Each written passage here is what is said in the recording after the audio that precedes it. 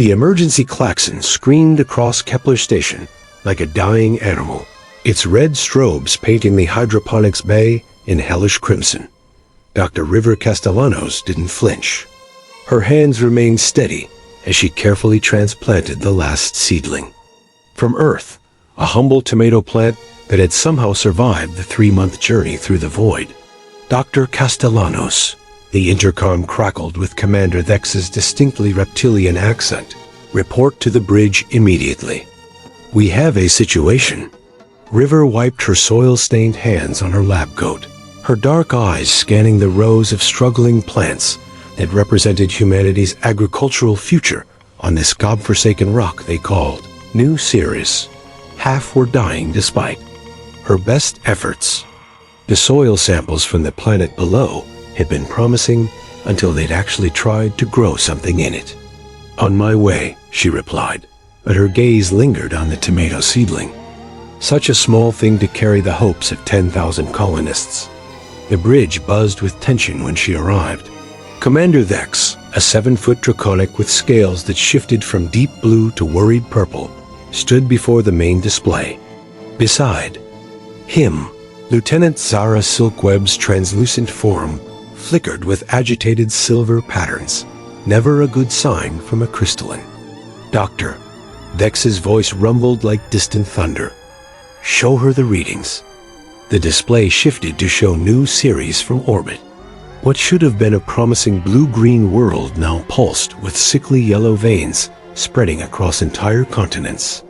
Like infection. It started 6 hours ago. Zara's voice chimed like broken glass. Whatever it is, it's spreading at approximately 50 kilometers per hour. At this rate, the entire planetary surface will be affected within 72 hours.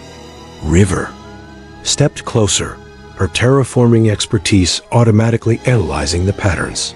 Biological? Unknown, X admitted, his massive claws tapping nervously against the command console. Our probes can't penetrate the substance. It appears to be consuming all organic matter and converting it to something else. The settlement, River whispered, thinking of the advance team of 300 colonists who'd been preparing the landing sites. Have you made contact? The bridge fell silent. Dex's scales darkened to a deep, mournful purple. River's stomach dropped. How long before? It reaches the northern continent?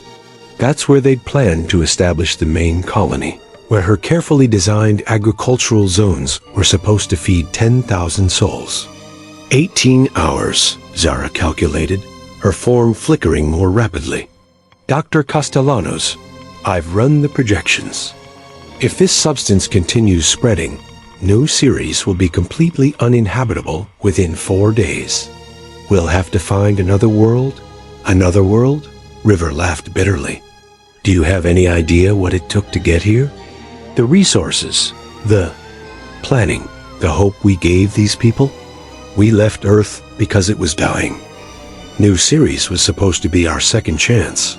Sometimes, Beck said gently, wisdom lies in knowing when to retreat.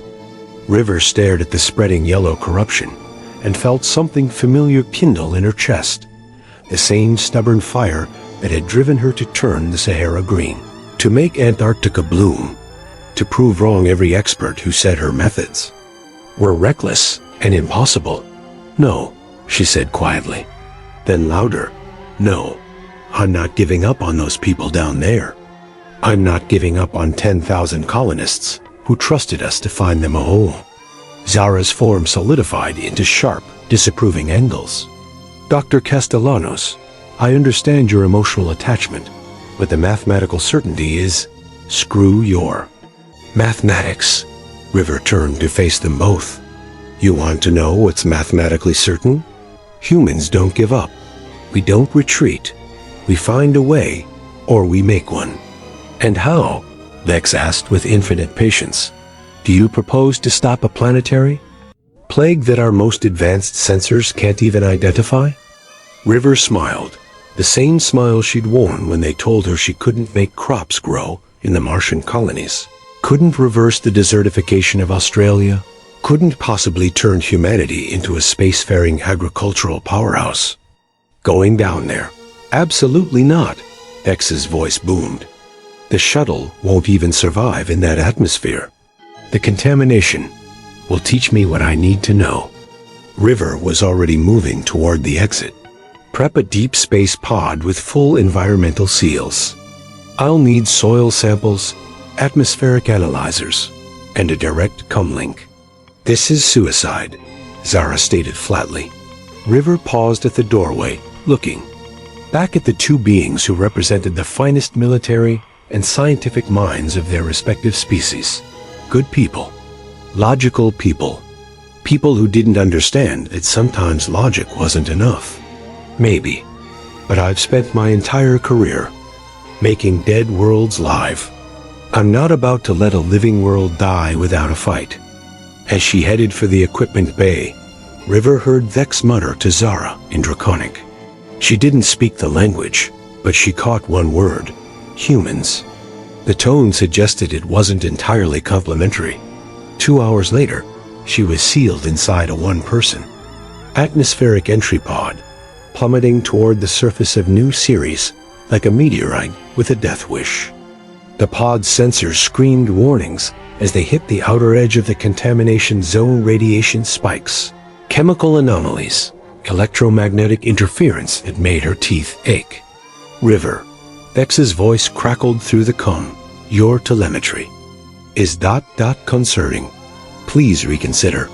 Can't hear you, she lied cheerfully, switching to local sensors only. Going radio silent for sample collection. The pod touched down with a bone-jarring impact in what had been a forest of native conifers. Now it was a wasteland of yellow crystalline structures that pulsed with their own internal light. River, suited up, ran final systems checks, and stepped out into an alien hell dot. The air itself seemed alive, thick with floating spores that made her environmental suit's filters work overtime. The ground squelched beneath her feet. Not soil, but something that felt like walking on infected flesh. Every surface was covered in the yellow crystalline growth, some tall as trees, others spreading like fungal mats across the corrupted earth. River knelt and carefully collected samples, her trained eye noting how the structures seemed to be converting organic matter into something else entirely, not destroying it, transforming it. The pattern was almost... Oh, she breathed, understanding flooding through her like cold water. Oh, you beautiful, terrible thing. She keyed her suit comm to broadcast on all frequencies, knowing Vex and Zara were monitoring. I know what it is. Static, then. River? River, respond. Your biometrics.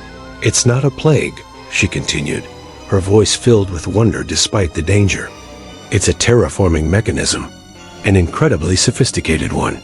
It's converting the planet's biosphere to support the different form of life. That's impossible, Zara's voice cut through the static. Our survey showed no advanced civilizations, not current civilizations. Look at the crystalline matrix structure. This is technology, but it's biological technology. Grown, not built. Someone or something seeded this planet long ago, with dormant, terraforming organisms. Our agricultural tests must have triggered them. River stood, her mind racing through the implications. The contamination patterns, the conversion rate, the selective targeting of organic compounds. This isn't random destruction. It's systematic transformation. The question is, transformation into what? A new sound reached her through the suits. External pickups, a low harmonic vibration that seemed to come from the yellow structures themselves. Not mechanical, musical. They're singing, she whispered. What? Vex's voice was sharp with concern. The organisms. They're communicating through harmonic resonance. This isn't just terraforming. It's preparation. They're getting ready for something. River looked up at the alien sky, her terraforming instincts finally putting the pieces together. The atmospheric changes, the soil conversion, the specific chemical compositions she detected. Oh no, she breathed. They're coming home. River's discovery sent shockwaves through the evacuation fleet orbiting New Ceres. 3 hours after her initial descent, every ship's long-range sensors detected the same phenomenon.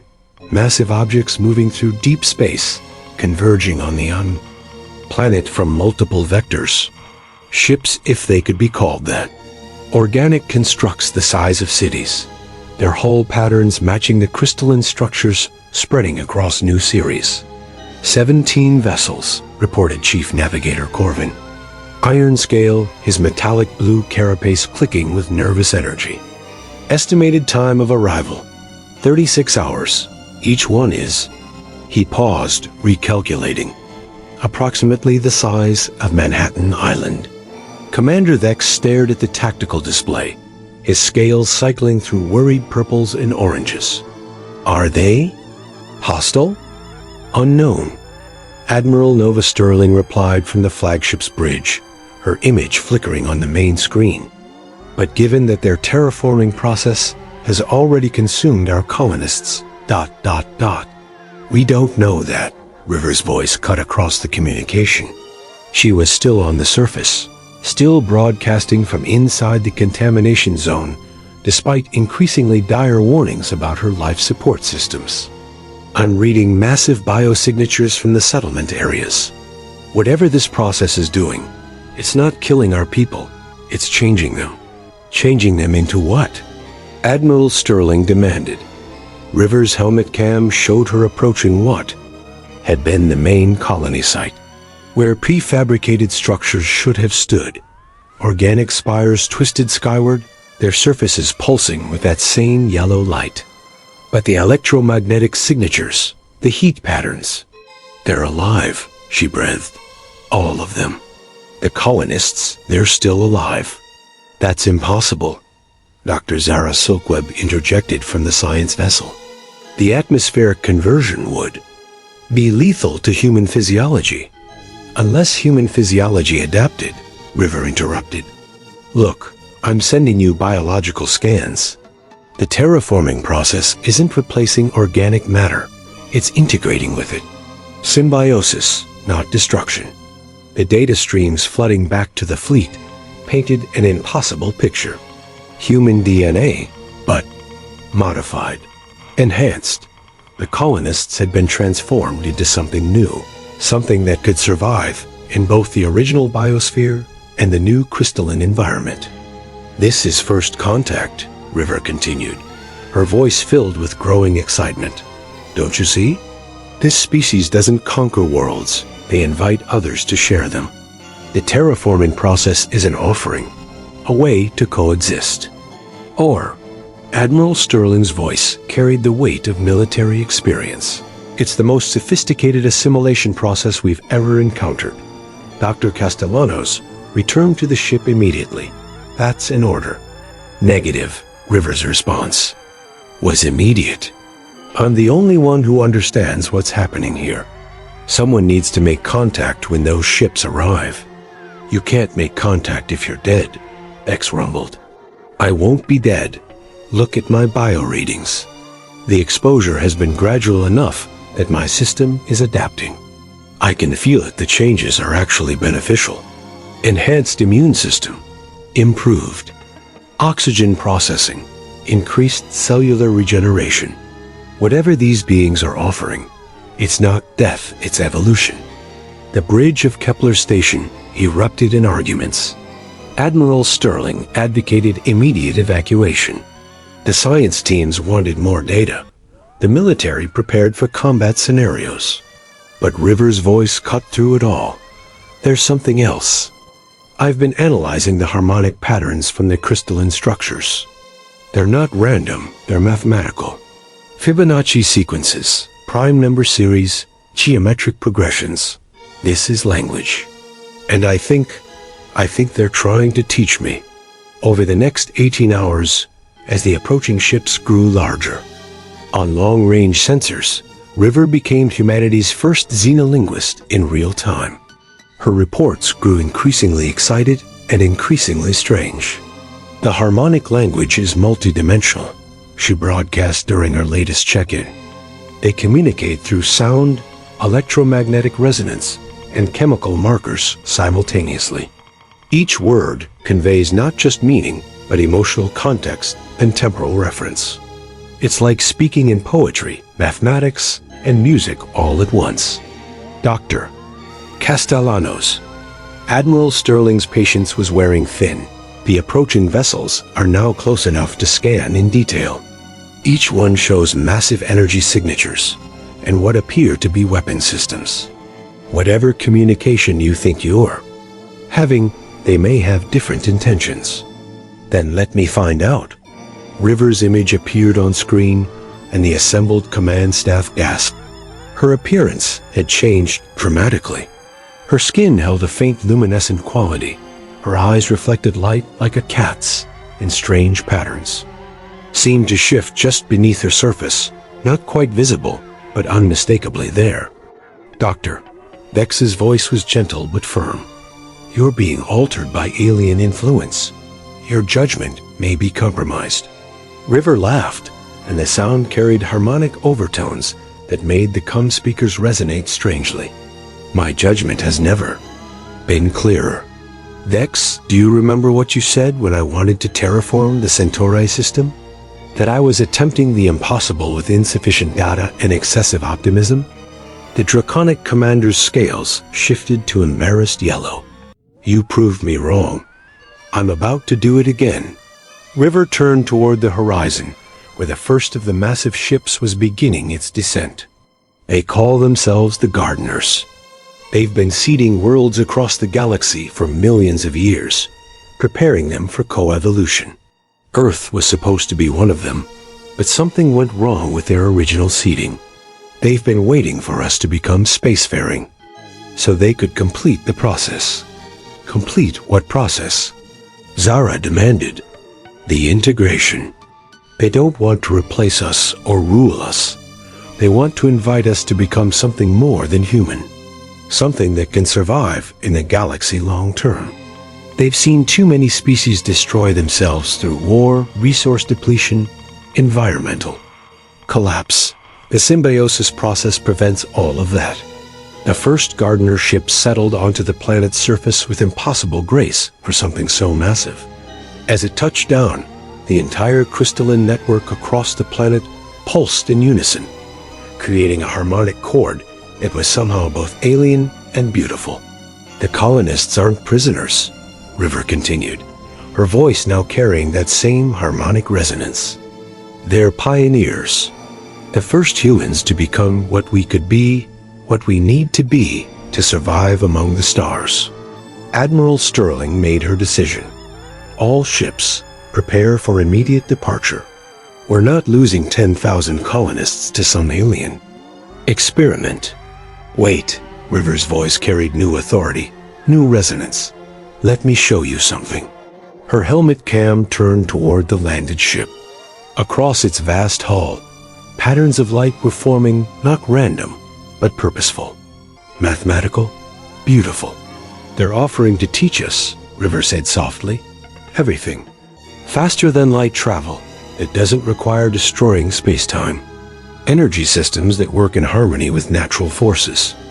Agricultural techniques that can make any world bloom. Medicine that extends life without causing stagnation. They're offering us the galaxy. At what cost? Dex asked the question everyone was thinking. The cost of remaining purely human. River admitted. But Dex, what does it mean to be human? Is it our DNA? Our appearance? Or is it our curiosity, our compassion, our refusal to give up? Because if it's the latter, then what they're offering doesn't take away our humanity. It amplifies it. The communication arrays across the fleet suddenly activated, filled with signals they'd never heard before. Complex, beautiful, impossible signals that somehow conveyed meaning directly to their minds without translation. Welcome, the signals seemed to say. We have waited so long for you to be ready. The Gardener ships. Interior defied every expectation. River moved through corridors that seemed grown rather than built. their walls pulsing with organic rhythms that matched her increasingly modified heartbeat. The air itself was alive, carrying chemical messages and harmonic frequencies that her enhanced senses could now interpret. Welcome, seed tender. The ship communicated directly to her mind. You understand the growing song. River had learned that the gardeners didn't use individual names in any human sense. Instead, they identified each other by function and harmony patterns. She had become seed tender to them, the human who understood their purpose. Show me thee. Colonists, she projected back, still amazed at how naturally the mind speech came to her transformed consciousness. The ship's guidance system led her to a vast chamber where 300 humans lived in impossible harmony with their alien environment. They looked human still, but enhanced, stronger, more graceful, with the same luminescent patterns River had developed. They were tending gardens that shouldn't exist, growing earth crops alongside alien flora that supported each other in symbiotic perfection. River. Dr. Marcus Webb, the settlement's former chief scientist, approached with a smile that seemed to contain more joy than any human expression should hold. We were hoping you'd make it down here. Marcus, River studied her. Old colleague, how do you feel? What's happened to you? Happened to us, he corrected gently. The same thing that's happening to you. We're becoming what we were always meant to be. Look. He gestured to the impossible garden around them. We're growing food that's more nutritious than anything Earth ever produced. We're healing injuries that would have been permanent. Sarah's diabetes is gone. Tom's spinal injury completely repaired. We're still us, River, but we're the best possible version of ourselves. A growing song heals all wounds, the ship confirmed in her mind. Your species carries great pain scars from evolution in a hostile environment. We smooth these rough edges. But what about choice? River asked aloud, knowing the ship and the colonists would both hear. What about people who don't want to change? Marcus's expression grew thoughtful. That's the beautiful part, River. The transformation is consensual. It only proceeds if the individual truly accepts it. But once you understand what's being offered, he led her to a viewing area where they could see the other Gardner ships settling across New Ceres. From each one, beings emerged that must once have been dozens of different species, some clearly humanoid, others utterly alien, but all sharing that same harmony, that same luminescent integration. They've done this across the galaxy, Marcus explained. Not conquest or assimilation, but invitation. Every species that accepts becomes part of something larger, while retaining what made them unique. We're not losing our humanity, we're sharing it. Your species has a gift. The ship spoke to River privately, the stubborn song. Others accept our growing song with gratitude, but your people question, resist, demand proof. This creates strength. This creates new harmonies we have never heard. River understood. You need us as much as we need you. The gardener song grows richer with each new voice. But your voice, your stubborn song, it creates changes in us as well. Evolution is not one dash-sided dot. Back on the orbiting fleet, panic was spreading. Admiral Sterling had called for emergency evacuation, but the reports from River were causing division among the colonists. Doctor, Vex's voice reached her through the comm system. Half our people want to join you on the surface. The other half want to flee immediately. You're asking us to trust everything to beings we don't understand. River stepped onto the observation deck of the Gardner ship, looking up at the fleet scattered across New Ceres sky. Vex, do you remember when humans first offered alliance to the Draconic Empire? Your people thought we were crazy. Too emotional. Too unpredictable. But what did that alliance give both our species? Strength through diversity, Vex admitted. Your creativity combined with our logic-created solutions, neither could achieve alone. This is the same choice, but on a galactic scale. The gardeners aren't asking us to become them. They're asking us to become partners in something bigger. Through the ship's consciousness, River felt a sudden surge of alarm. The Gardner Collective was detecting something: new ships approaching from deeper space, their signatures aggressive and hostile. The Devourers come, the ship informed her, its mental voice tight with ancient fear. They follow the growing song, seeking to corrupt it. They are why we must prepare worlds, why the symbiosis must be offered quickly. What are Devourers? River asked aloud, knowing the fleet was still monitoring. A species that chose differently. They took evolution as dominance, symbiosis as consumption. They transform worlds not for partnership, but for fuel. They will arrive in days. The implications hit River like a physical blow. The Gardeners aren't just offering us evolution, they're offering us protection. More than protection, purpose. The Devourers grow stronger with each world they consume. Only united can the growing song resist the consuming hunger. River activated her comlink to the fleet. Admiral Sterling, Commander Thex, everyone, you need to hear this. We're not the first species to face this choice, and we won't be the last. There's something coming that makes this decision urgent. Over the next several hours, the truth emerged through careful communication with the Gardner Collective. The galaxy was locked in an ancient struggle between two evolutionary paths. The Gardeners offered symbiotic growth, mutual enhancement, and sustainable expansion. The Devourers pursued domination through consumption, leaving dead worlds and enslaved species in their wake. The Devourers follow the scent of rapid evolution, River explained to the assembled fleet commanders. Our arrival here, our agricultural experiments, the awakening of the Gardner terraforming systems, it's all sent signals across space. They're coming for us whether we accept the Gardener's offer or not. So this is a protection racket? Admiral. Sterling's voice was skeptical. No, River said firmly. It's a recruitment drive for a war we're already part of, whether we know it or not. The question is, do we fight as we are, or do we evolve into something that can win?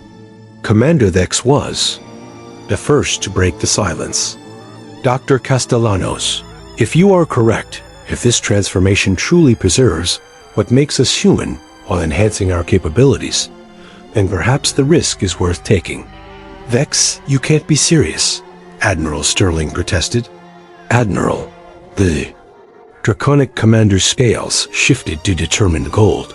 I have watched humans accomplish the impossible through sheer stubborn determination. If Dr. Castellanos believes this is humanity's path forward, then I trust her judgment. As do I, added Dr. Zara Silkweb, her crystalline form brightening with resolution. The mathematical probabilities for human survival without enhancement against a galaxy-spanning threat are inadequate. River felt the collective consciousness of the Gardner ship around her, felt the hopes and fears of her transformed colleagues on the surface, felt the weight of decision pressing down on 10,000 human souls in orbit. I know what I'm asking, she said finally. I'm asking you to trust in something unprecedented, to change in ways we can't fully predict, to become part of something we don't completely understand. But that's what humans do. We leap into the unknown and figure it out as we go. She paused, looking up at the stars where enemy ships were already traveling toward them at impossible speeds. The alternative is to face the Devourers as we are: brave, stubborn, creative, but limited. The Gardeners are offering us the chance to be all those things and more, to carry our human essence to the stars as part of something magnificent. And if you're wrong? Admiral Sterling asked quietly. River smiled, and her enhanced voice carried harmonics that somehow conveyed both confidence and humility. Then we'll fail spectacularly and defiantly, which is also very human. The decision, when it came, wasn't unanimous, but it was decisive. 7,000 colonists chose to accept the transformation. 3,000 chose to evacuate, to establish colonies beyond Devourer reach. Both groups would carry human genes and human culture to the stars, but by different paths. As the first transport shuttles began their descent to New Ceres, River felt the Gardner collective's satisfaction, like warm sunlight in her mind. Stubborn song begins. The ship communicated with something that felt like joy. The growing song gains new harmonies. The enemy arrived 3 days after the last transport shuttle had landed on New Ceres River, now serving as humanity's liaison. To the Gardner collective, felt their presence like ice water in her veins before the sensors even registered them. They hunger, the planetary consciousness whispered to her. They have consumed 17 worlds since beginning their pursuit of us. River stood in the central coordination chamber, a vast organic space that had grown around the merged human and Gardner command structures. Admiral Sterling, who had chosen to remain and undergo partial transformation to maintain command effectiveness, monitored displays that showed impossible things. Space itself bending around the approaching Devourer fleet, stars dimming as their energy was siphoned for fuel. How many ships? Sterling asked, though her enhanced senses already knew the answer. 47, Commander Thex reported. His scales now shot through with the luminescent patterns that marked his symbiosis with Gardner Biotech, each approximately 3 times the size of our largest vessels. And there, feeding as they approach, River's enhanced consciousness could perceive what conventional sensors couldn't. The Devourers weren't just traveling through space, they were consuming it. The vacuum itself was being processed, converted into usable energy and building materials. They turned the emptiness between stars into fuel for their endless expansion. The Gardner collective is sharing tactical data, she reported, her voice now carrying harmonic frequencies that helped distribute information directly to the enhanced command staff. The Devourers are a collective intelligence, but not like the Gardners. Where the growing song seeks harmony, the consuming hunger seeks dominance. They don't invite other species to join them. They break them down and rebuild them as extensions of their will. Enslaved? Bex asked. Worse, consumed. The original consciousness is digested and used as processing power. The body becomes another node in their network, but the person is gone. The first Devourer scouts entered New Ceres' outer system, and immediately the planet's defenses activated. But these weren't the weapons any human military would recognize. The entire biosphere of New Ceres became a weapon. Electromagnetic pulses generated by continental fungal networks, gravitational distortions created by synchronized tidal movements, energy beams that emerged from the planet's crystalline formations. Fascinating. Dr. Zara Silkweb observed from her position at the science station. Her transformation had been remarkable. Instead of merely interfacing with Gardner technology, she had become a living bridge between crystalline and organic computing systems. The planet itself is their starship. The biosphere is both habitat and weapons system. The Devourer scouts were destroyed instantly, but their destruction sent information back to the main fleet. The location was defended by integrated Gardner technology. The defenders had successfully merged biological and technological systems, and the energy signatures indicated fresh evolutionary integration. They will come in force now, the planetary consciousness warned. A prize this valuable cannot be ignored. River felt the collective decision ripple through the connected network of humans, Gardners, and other allied species. Every transformed consciousness on New Ceres was part of the calculation, part of the choice. We could flee, came one voice stream from a faction of recently integrated crystalline refugees. Preserve what we have built and seek safer systems. Running only delays the inevitable, responded a cluster of draconic military planners. They will pursue until they consume everything. Did we make our stand here? River interjected, her human stubbornness amplified by her connection to the network. But we don't just defend, we grow. What do you mean? Admiral Sterling asked aloud, Knowing the collective was listening, River turned to face the displays, showing the approaching devourer. Fleet. The gardeners have been fighting a defensive war for millennia. Always responding, always retreating, always trying to save what they can. But that's not the human way. She gestured to the tactical display. Humans don't just defend, we adapt. The enemy's tactics and use them against them. The devourers consume worlds for fuel. Then we'll give them something to consume that disagrees with them. Explain, came the collective query from dozens of species simultaneously. The devourers expect to find a normal gardener world harmonious, peaceful, defendable, but ultimately vulnerable to overwhelming force. Instead, they're going to find something new, a world that's learned human military doctrine. River's smile carried harmonics that translated as fierce joy across multiple species' emotional spectrums. They want to consume us? Fine, let's give them indigestion. Over the next 18 hours, as the Devourer fleet approached New Ceres, the planet transformed again. But this time, the transformation was guided by human strategic thinking enhanced by Gardner biotechnology and supported by the tactical experience of a dozen allied species. The crystalline networks that covered the planet's surface began growing specific formations, not weapons, but traps. Energy patterns that would look like valuable resources to Devourer sensors, but would actually overload their consumption processes. Biological systems designed to be absorbed by enemy forces, then activate devastating immune responses from within. We're turning their greatest strength into their greatest weakness, River explained to the combined fleet command. They're used to consuming passive victims. They're not prepared for prey that bites back from the inside.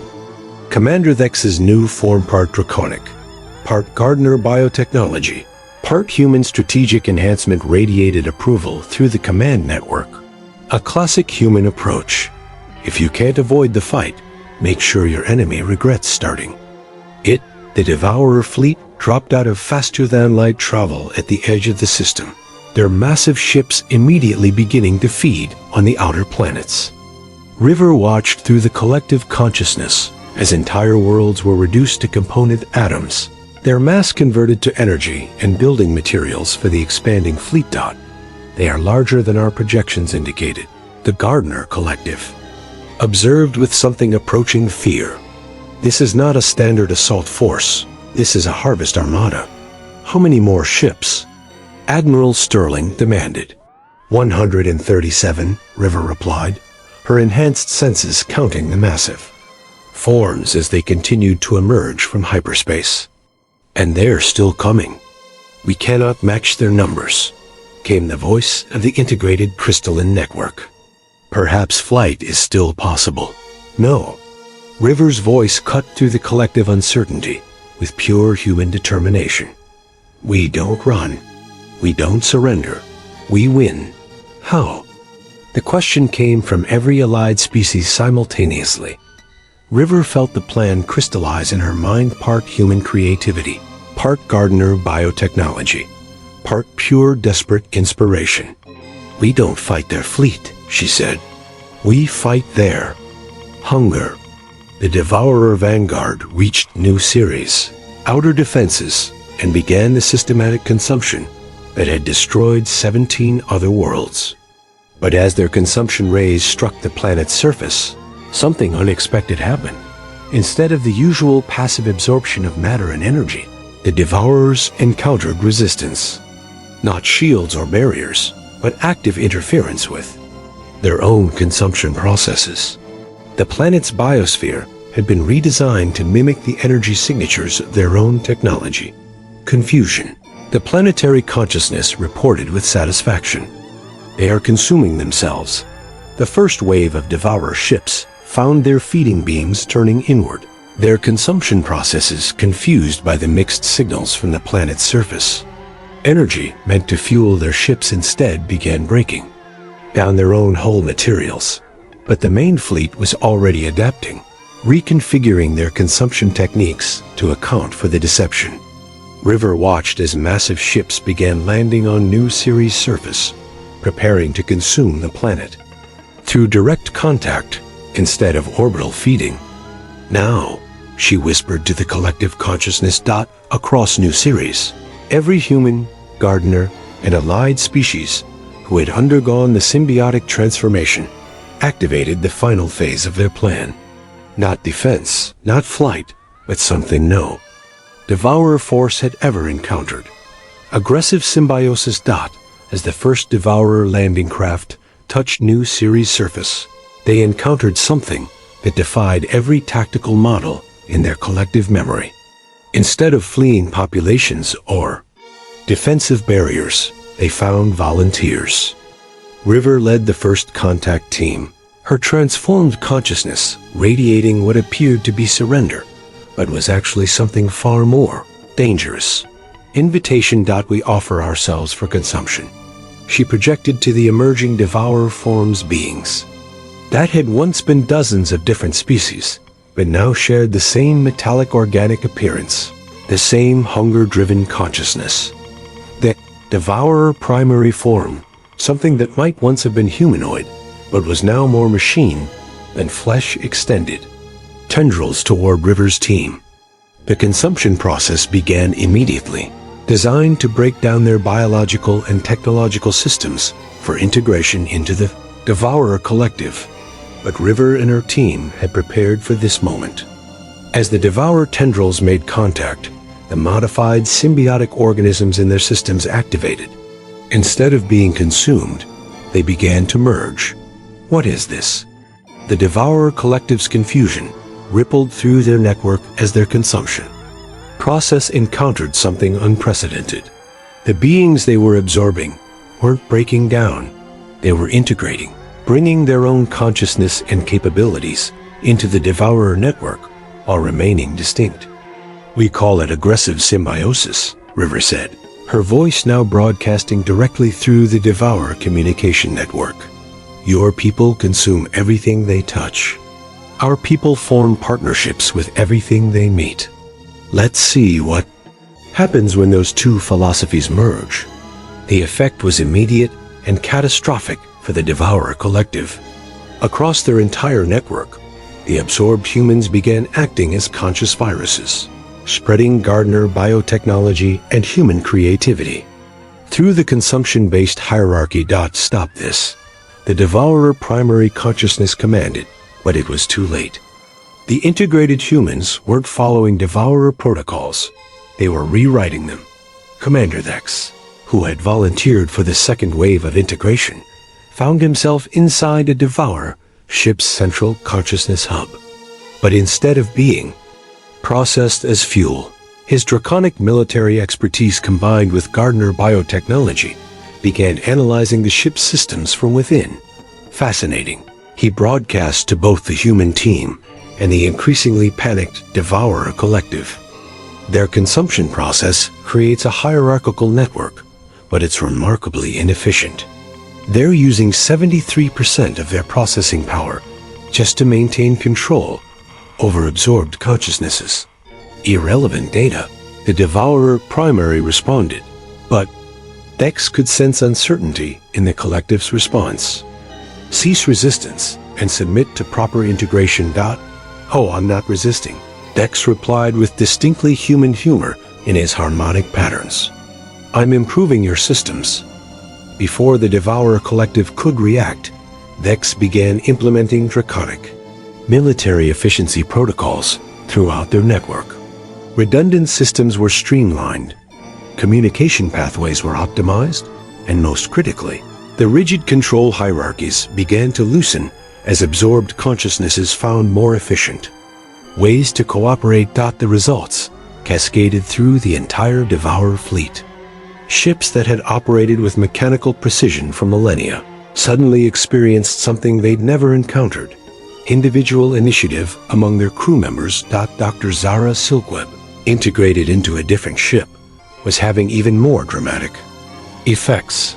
Her crystalline nature, enhanced by gardener biotechnology and human creativity, turned the Devourer's data processing systems into something unprecedented.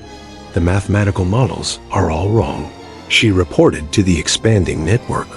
of integrated allies. They've been calculating consumption efficiency based on linear growth patterns, but organic systems operate on exponential curves.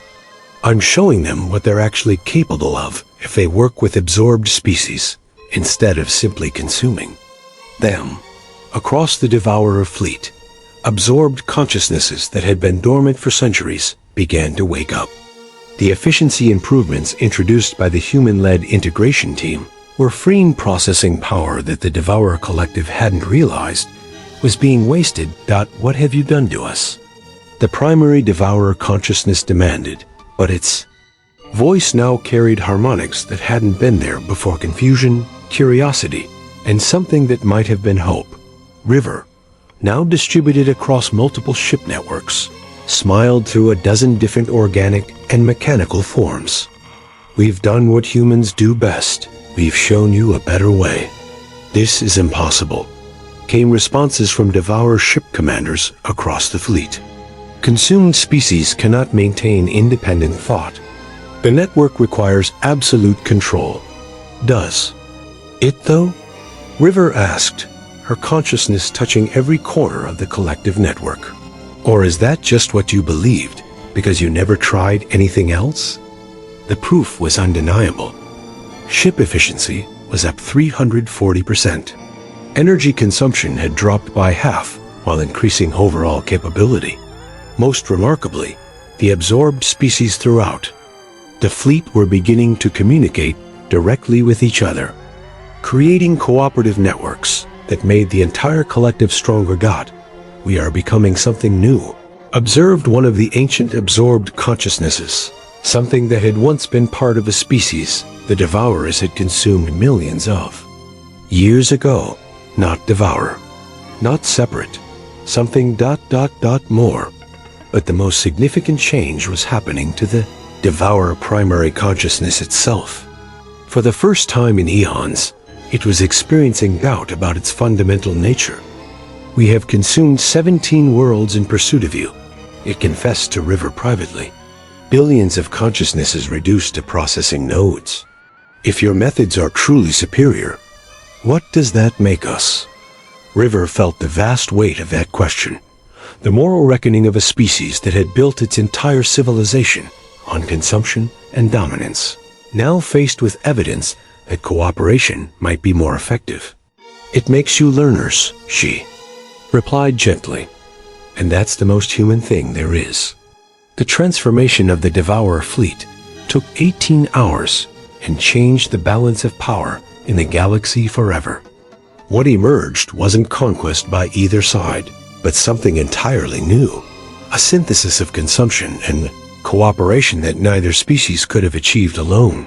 River stood in what had been the Devourer flagship's command center, now transformed into something that resembled a vast organic garden. The rigid metallic structures had been softened by Gardner biotechnology, while human engineering had created efficiency improvements that maintained the ship's incredible power while making it sustainable. The integration is complete, reported the entity that had been the Devourer primary consciousness. Its voice now carried harmonics from dozens of species: human stubbornness, Gardner patience, draconic logic, crystalline precision, and echoes of millions of others that had been absorbed over the millennia. We are no longer what we were.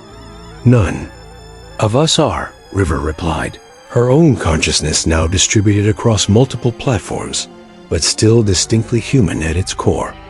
That's the point.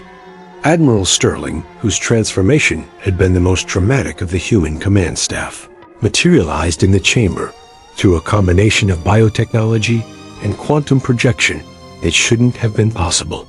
The fleet integration reports are remarkable, she said. We've maintained individual ship autonomy while creating collective decision-making capabilities. Every absorbed species is contributing its expertise to the whole. Commander Thex's form flickered into view, part draconic, part ship consciousness, part living network node. The military applications alone are staggering. We've created a defense network that spans multiple systems while remaining completely mobile. But more importantly, we've solved the fundamental problem that drove the original conflict. The resource scarcity issue, Dr. Zara Silkweb added, her consciousness manifesting as shifting geometric patterns in the air. Both devourers and gardeners were competing for limited resources, worlds to consume versus worlds to cultivate. The synthesis approach makes resources effectively infinite through recursive improvement cycles. River nodded, watching through the ship's sensors as similar transformations played out across the entire fleet. We're not just taking from the universe anymore, or just adding to it. We're multiplying it. Every world we touch becomes more than it was, and that enhancement feeds back to make us more than we were. But what of those who choose not to join? The question came from one of the newly awakened ancient consciousnesses, a species that had been absorbed by the devourers eons ago, but was now free to think independently while remaining part of the collective. That's the beauty of it, River smiled. Choice remains. The gardeners always offered symbiosis to those who wanted it. The devourers consumed everyone whether they wanted it or not. We're offering a third path integration for those who choose it, protection for those who don't, and cooperation with everyone. The proof of concept was already spreading. The 3,000 humans who had chosen not to undergo transformation were now living on ships that had been gifted by the reformed Devourer Collective. Vessels that were incredibly advanced, but required no forced integration. They would spread human culture and values across the galaxy through traditional exploration and colonization. Meanwhile, the transformed humans, gardeners, and reformed devourers were creating something unprecedented. Mobile worlds that could travel between star systems, each one a perfect synthesis of multiple species capabilities. We have received communications from 17 systems. The collective reported. Species that have been hiding from both gardener expansion and devourer consumption are now requesting contact. They wish to learn about the synthesis path. Of course they do, River laughed, her consciousness touching the vast network of interconnected minds that now span dozens of worlds and hundreds of ships. Everyone wants to be part of something bigger than themselves, but nobody wants to lose what makes them unique. We've figured out how to have both. Through the network, she could feel the satisfaction of millions of consciousnesses' human creativity enhanced by gardener wisdom, draconic efficiency improved by crystalline precision, and the deep knowledge of species thought lost forever, now contributing to their collective future. But the most remarkable change was in the entity that had been the original devourer consciousness. For the first time in millions of years, it was experiencing something other than hunger. We had forgotten. It confessed to the collective what it felt like to create rather than consume, to grow rather than devour. Your species has returned to us something we lost. So long ago, we had forgotten it existed. What's that? River asked, wonder, curiosity about what might be, rather than hunger for what is. We spent so long consuming the galaxy that we stopped imagining what we could build instead. The implications were staggering. The Devourer Collective had possessed the galaxy's most advanced technology, the accumulated knowledge of millions of species, and the resources of countless consumed worlds.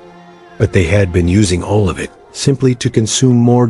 Now, that same incredible capability was being directed toward creation, exploration, and genuine cooperation with other species. The synthesis hadn't just ended a galactic war. It had unlocked the potential for a truly collaborative galactic civilization. We are receiving a priority transmission, the collective announced. From the galactic core regions, River felt her consciousness focus as the message played through the network. It was from a species none of them had encountered before, ancient beyond measure. Their communication patterns suggesting they had been watching the galaxy's development for millions of years. The synthesis has been achieved. The message conveyed. Concepts rather than words. The test is complete. You are ready for the next phase? Test? River asked aloud. What test? But even as she asked, She felt the answer flowing through the network from sources she couldn't identify. The conflict between gardeners and devourers hadn't been natural. It had been engineered. Two paths of development pushed to their extremes to see if any species could find a third way. The architects whispered the ancient absorbed consciousnesses. We remember them from before our consumption. They seed the galaxy with challenges to test developing civilizations. And we passed? Admiral Sterling asked, her consciousness touching the vast implications of engineered galactic conflict. You exceeded all parameters, came the response from the core regions.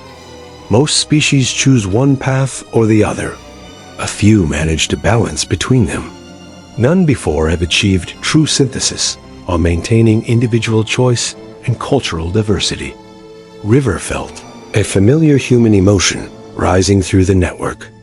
Thrill of having accomplished something truly unprecedented. But it was tempered by the weight of responsibility that came with it. What's the next phase?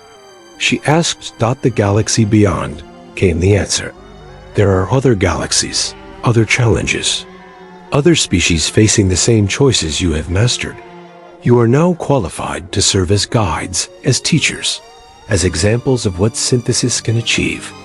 The collective fell silent as the implications sank in. They weren't just citizens of their own galaxy anymore. They were being invited to help shape the development of consciousness across the universe. Commander Thex was the first to respond, his voice carrying harmonics of determination that resonated across multiple species. We accept. Dr. Zara Silkweb's mathematical consciousness began calculating the possibilities. The number of species we could help, the conflicts we could resolve, the potential for growth, ... But it was River who put the human perspective on their new role. We're not conquerors or saviors. We're gardeners, helping other species find their own path to synthesis, their own balance between individual identity and collective capability. The growing song becomes the teaching song. The gardener collective added their harmony to the decision. The consuming hunger becomes the building desire. The reformed devourer consciousness contributed its agreement. The stubborn song becomes the guiding song. River concluded, feeling the satisfaction of a plan that had started with a simple refusal to give up on a dying world and had ended with an invitation to help guide the development of consciousness across the universe. As their fleet prepared to leave the galaxy. That had been their home. River took one last look at new series through the collective sensors.